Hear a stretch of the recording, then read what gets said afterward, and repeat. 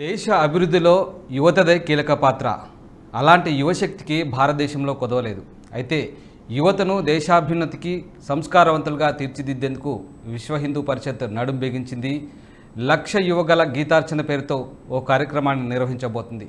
గీతా జయంతి సందర్భంగా భాగ్యనగరంలో నిర్వహించబోయే ఈ భారీ కార్యక్రమానికి విశ్వ హిందూ పరిషత్ ఇప్పటి నుంచే సన్నాహాలు మొదలుపెట్టింది.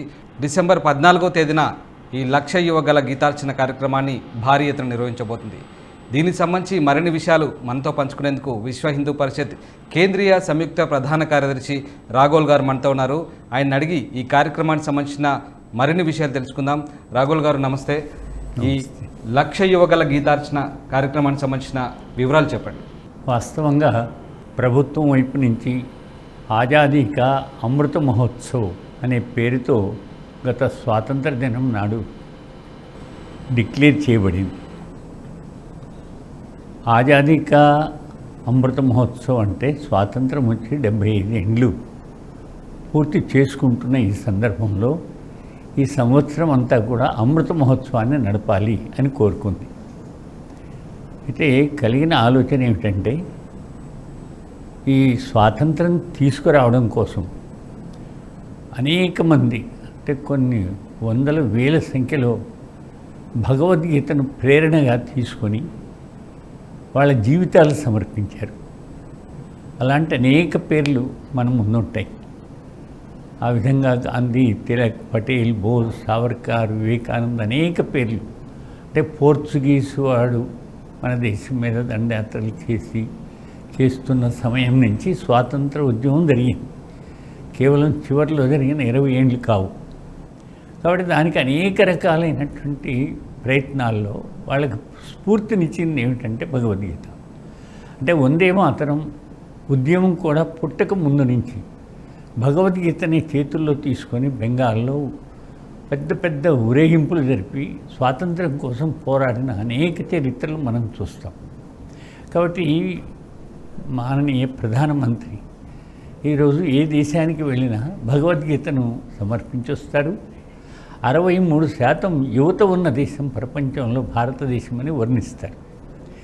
యువత ఎక్కువగా ఉన్నప్పుడు దేశానికి వికాసం అని వారి ఉద్దేశం. మనం ఏమని కోరుకున్నామంటే ఆ యువత సంస్కారవంతమైంది కావాలి, లేకపోతే ఆ యువతే దేశానికి బరువు అవుతుంది. అందుకని భగవద్గీతలో యువతకు సంస్కారం అందించేటువంటి ఒక 40 శ్లోకాలు వాటిని సెలెక్ట్ చేశారు. ఎవరు?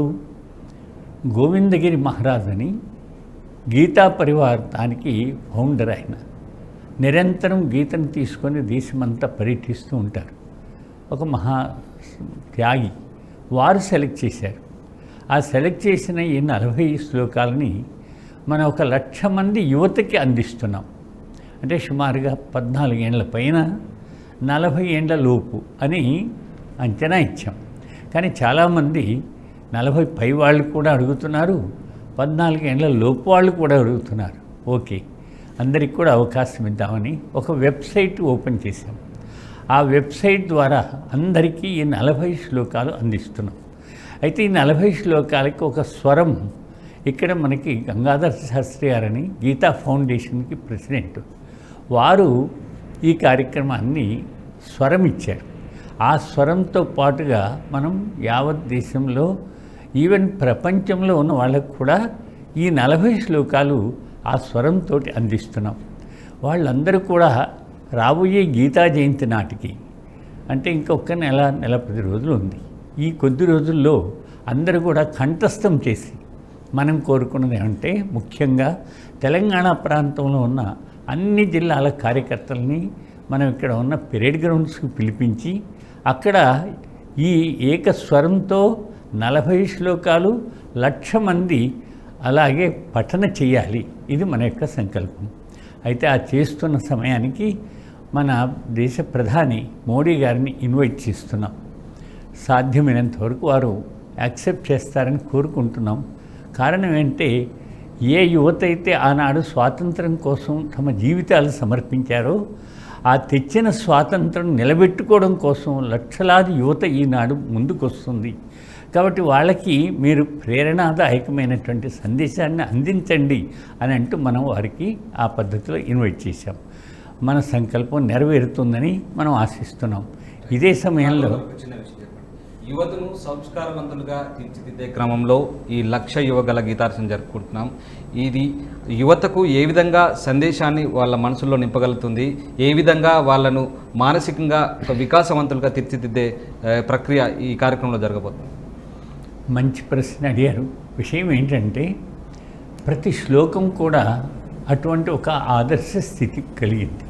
ఉదాహరణకి అద్వేష్ట సర్వభూతాన మైత్ర కరుణైవచ నిర్మమో నిరహంకార సమదుఃఖ సుఖక్షమి అని ఇలాంటి అనేక శ్లోకాలు, పరిత్రాణాయ సాధూనా వినాశాయ చ దుష్కృత ధర్మ సంస్థాపనార్థాయ సంభవామి, ఇలాంటివి అనేకము. ఎట్లా అంటే ఆ భగవంతుడే మరి యువతను అంటే ఇటువంటి వాళ్ళకి ఆయన ప్రేరణ ఇచ్చారు. నిరాశ నిస్పృహలతో కుంగిపోతూ రాగద్వేషాలన్నీ కూడా మనసులో పెట్టుకుని ఎదురుగా ఉన్న వాళ్ళని ఎలా చంపాలని మరి వికల్పమైన భావనతో ఉన్న సమయంలో అర్జునుడికి బోధించినటువంటి గీత ఇది. అండ్ శ్రీకృష్ణుని యొక్క నోటి నుంచి జాలువారినటువంటి సంస్కార గీత ఇది. కాబట్టి దీంట్లో భావన ఏమిటంటే ఎటువంటి వాళ్ళను ద్వేషించొద్దు. ఎందుకు పరమాత్మ అందరిలో ఉన్నారు. అలాగే మైత్ర కరుణయ్యవచ్చు, మిత్రత్వం దయ, ఈ రెండింటిని కూడా కలిగి జీవించు. అప్పుడే నిర్మమో నిరహంకార, అహంకారం దూరంగా మోహానికి దూరంగా నీవు జీవించినట్టయితే అసలు ఈ ప్రపంచమే సుఖ సంతోషాలతో వర్ధిల్లుతుంది. కాబట్టి యువత ఈ పని చేయాలి. ఈరోజు ఎలా ఉందంటే పరిస్థితి, వాస్తవంగా ఎవరైనా చచ్చిపోతే భగవద్గీత వినిపిస్తున్నారు. ఇది మృత్యుగీత కాదు, ఇది జీవన గీత. కాబట్టి ఎవరో చచ్చిపోతామనుకున్నప్పుడు కొందరు చదువుతున్నారు. అలా కాదు, జీవించి తాను పనిచేస్తున్నప్పుడు వ్యవసాయదారుడు, వ్యాపారస్తుడు, ఇంజనీరు, అడ్వకేట్ అందరూ కూడా ఈ విషయాన్ని అర్థం చేసుకున్నట్టయితే వాస్తవంగా సమాజంలో అనంతమైనటువంటి ఒక శాంతిని సుఖాన్ని సమర్పించగలుగుతారు. అటువంటి స్వాతంత్రమే మనం కోరుకుంటున్నాం. మీరందరూ కూడా వినుంటారు, రవీంద్రనాథ్ ఠాగూర్ ఆయన చక్కని మాట రాశారు. ఏమనంటే ఆ స్వతంత్ర స్వర్గ సీమ నిర్మింపగ తరలిరమ్ము, లెమ్ము లెమ్ము లెమ్ము లెమ్ము లెమ్ము సోదర, భీతి లేక మనిషి ఎచ్చట స్థిరము నెత్తి నిలుచునో, తనివి తీర జ్ఞానసుధలు ఎక్కడైతే దొరుకుతాయో, అడ్డుగోడ లేని సమాజం ఎచ్చట ఉండునో, హృదయంతరాళము సత్యమెచ్చట వరలును అని అంటూ ఏ ఉద్దేశంతో స్వాతంత్రం అంటే అర్థం ఏమిటో ఆయన చక్కగా గీతంలో చెప్పారు. అటువంటి వాళ్ళని తయారు చేసేటువంటి శక్తి యువతకు ఉంది. కాబట్టి యువత ఈ భావాలతోటి జీవించాలి. వాళ్ళ స్వార్థము లేకపోతే కేవలం కుటుంబం దానికోసం దేశాన్ని బలి చేయడం కాదు, దేశం యొక్క కళ్యాణం కోసం అవసరమైతే తాను తన కుటుంబాన్ని కూడా సమర్పించినటువంటి అనేక జీవితాలు. ఇవాళ వల్లభాయ్ పటేల్ని చూసినా, వినోబా భావేని చూసినా, మహాత్మా గాంధీ ఇలాంటి అనేక జీవితాలు మన కళ్ళ ముందు వస్తాయి. సుభాష్ చంద్రబోస్, నేతాజీ, మరి భగత్ సింగ్, చంద్రశేఖర్ ఆజాద్, వీర సావర్కర్, వీళ్ళందరూ కూడా వాళ్ళు దేన్ని ఆశించారు? సమాజ కళ్యాణమే. అటువంటి భావన కలిగిన వ్యక్తులు తయారైనాడు ఈ సమాజానికి ఏ రకమైన లోటు ఉండదు. మరొక్కసారి జగద్గురువుగా మారుతుంది భారతదేశం. ఇది మన యొక్క సంకల్పం. రైట్. ఇప్పటికే యువతకు దీనికి సంబంధించి ఈ కార్యక్రమానికి సంబంధించి అంకురార్పణ చేశారు. ఒకేసారి 1,00,000 గొంతుకలు యువత పరేడ్ గ్రౌండ్లో, భాగ్యనగరం పరేడ్ గ్రౌండ్లో ఈ కార్యక్రమాన్ని నిర్వహించబోతున్నారు. 1,00,000 గొంతుకలు ఒకేసారి ఈ గలార్చన వినిపిస్తే ఆ అద్భుతమైన ప్రక్రియ ఎలా ఉండబోతుంది? దానికే వాస్తవంగా ఈ జగత్తు శబ్ద జగత్ అంటారు. ఒక శబ్దంతో ఏడిపించవచ్చు, ఒక శబ్దంతో నవ్వించవచ్చు, ఒక శబ్దంతో కోపం తేవచ్చు, ఒక శబ్దంతో ఈ లోకంలో శాంతిని నిర్మాణం చేయొచ్చు. అదే మన యొక్క వేద మంత్రాలన్నీ కూడా అటువంటివే మన మహర్షులు ఋషులు తయారు చేశారు వాళ్ళ యొక్క దివ్య దృష్టితో. కాబట్టి అటువంటి మంత్రాలతో కూడినటువంటి బీజాక్షరాలతో కూడినటువంటి పంచమ వేదము అని చెప్తారు భగవద్గీతని. అంటే సర్వ గ్రంథాల యొక్క సారంగా ఇది తయారు చేయబడింది. అటువంటి దాన్ని వాళ్ళు ఉచ్చరిస్తే కూడా, ఆ భగవంతుని మాటలను ఉచ్చరిస్తేనే వాటిలో ఒక పవిత్రమైనటువంటి తరంగాలు అవి విజృంభించడం మొదలెడతాయి. కాబట్టి తన మనస్సు శాంతి, చుట్టూ ఉన్న పరిసరాలను కూడా శాంతిని, ఆ తర్వాత సమాజం కళ్యాణం కోసం జీవితాన్ని సమర్పించేటువంటి భావన, అవన్నీ కూడా తాను అందించగలుగుతాడు. అది మనకున్నటువంటి విశ్వాసం. దానికోసం ఈ లోపల ప్రతి జిల్లాలో రథయాత్రలు జరగబోతున్నాయి ఈ కార్యక్రమం కోసం. అక్కడ మంచి మంచి మరి మనం అంటే ఊరేగింపులు లేదా నగర సంకీర్తనలు ఇలాంటివన్నీ, తర్వాత డిబేట్స్, దీనిపైన రకరకాల సెమినార్స్, తర్వాత యూనివర్సిటీలో, కాలేజెస్లో, స్కూల్స్లో ఈ విషయాలపైన వాళ్ళకి చర్చలు జరిపి ఇది ఎందుకు ఏమిటి అనే విషయం మీద మనకు అనుభవజ్ఞులైనటువంటి కార్యకర్తలు వాళ్ళు వెళ్తున్నారు. అవన్నీ కూడా వాళ్ళకి అందచేసి మరొక్కసారి దారికి తీసుకురావడం కోసం సమాజాన్ని ఆ రకమైన గట్టి ప్రయత్నం ఈ పనిలో జరుగుతుంది. చెప్పిన విధంగా ఈ కార్యక్రమంలో ఎవరెవరు భాగస్వాములు అవుతున్నారు అంటే, ఇంకా అదనంగా కళాశాలలు, విద్యా సంస్థలు, ధార్మిక సంస్థలే కాకుండా ఇంకెవరైనా భాగస్వాములు అవుతున్నారా?